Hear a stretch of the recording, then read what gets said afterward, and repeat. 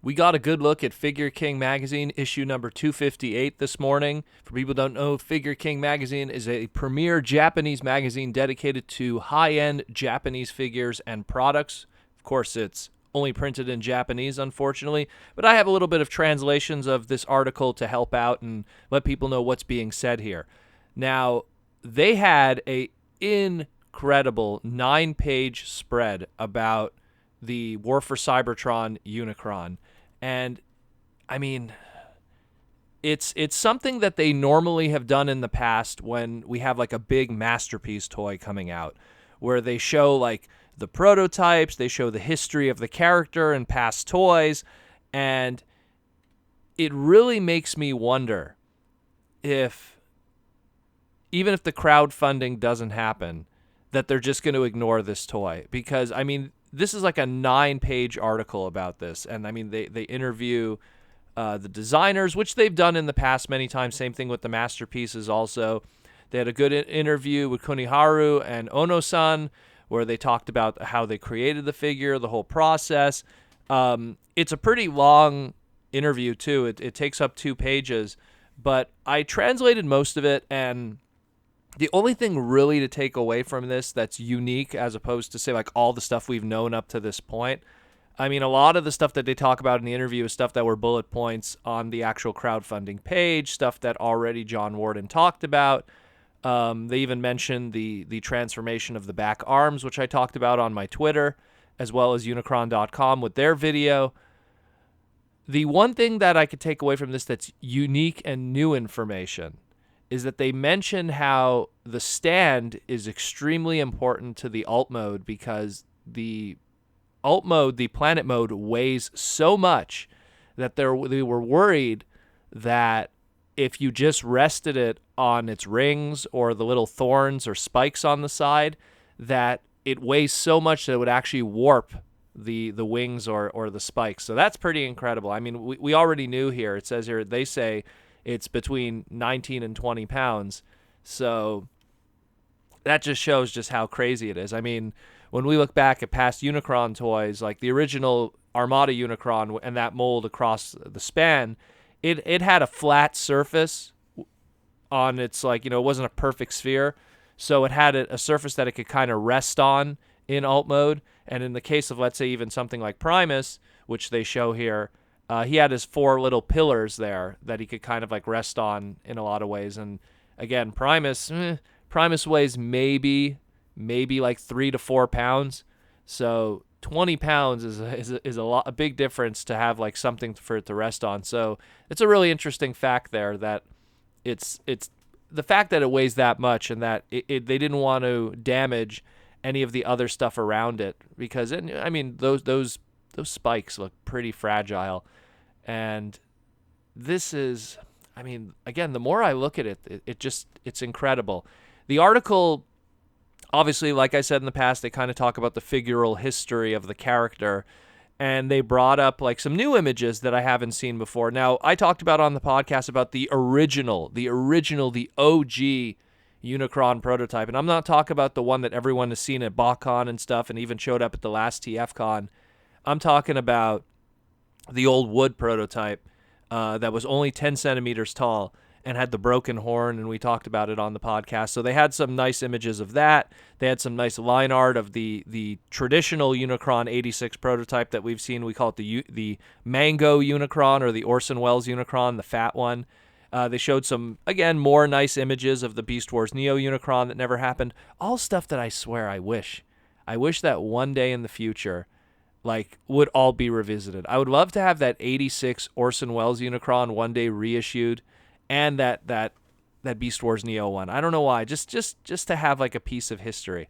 And then of course they show the Armada Micron Unicron from 2003, and they show a picture of it in its prototype form next to the prototype of War for Cybertron Unicron. And man, is he massive. I mean, we knew that this figure was big, but I swear you get these reminders of just how big he is, and it just blows your mind. They even had, during the interview, an image of it in just the sphere ball mode itself, the prototype, next to the Titan's Return Fortress Maximus. And again, you're just reminded of just how much of a beach ball this thing is, how massive it is.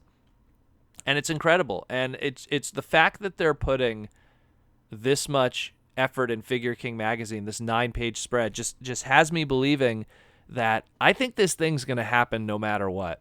I think there's so much hype behind it. There's so much push. There's so much of that this is going to happen no matter what. And again, as we stand right now, as of this podcast recording, the crowdfunding's only at 1,900.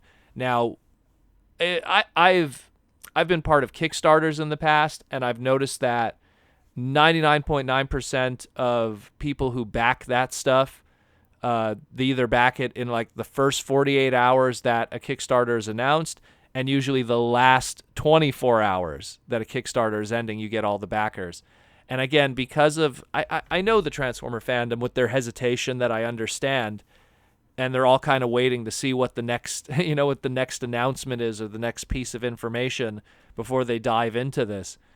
And I feel that if this thing doesn't get backed, I think Takara is still going to do it.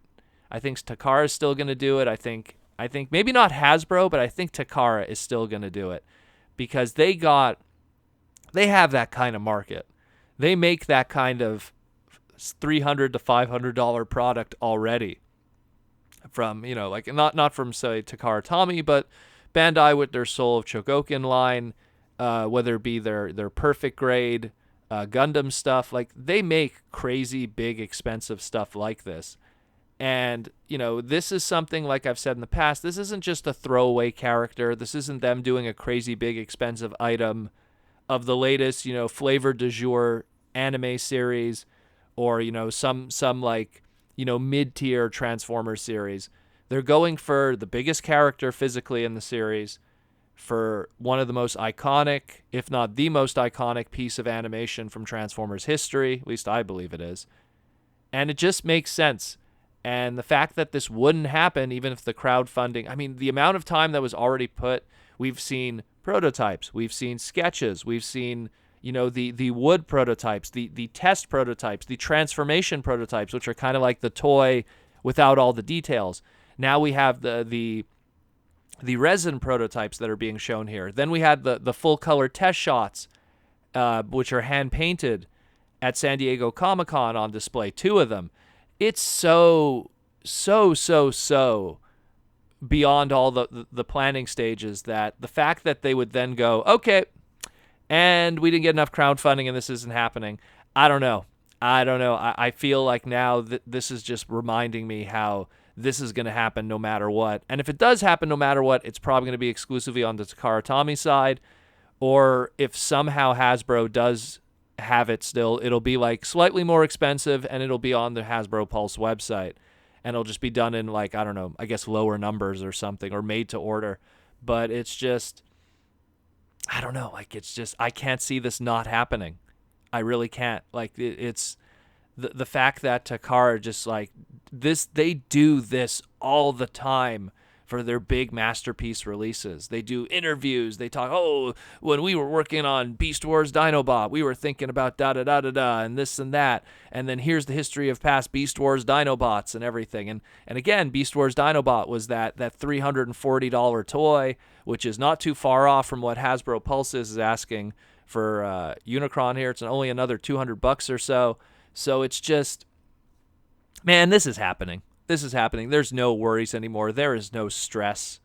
Don't use my words as a way to not back it and just go, oh, well, Proto Man, if you're saying it's going to happen no matter what, then, I shouldn't crowdfund it. I'm not saying that, but it's just like, I just have this gut feeling that this is going to happen no matter what. And man, these photos, it's just, this is pure sex. This looks good, man. This looks really good.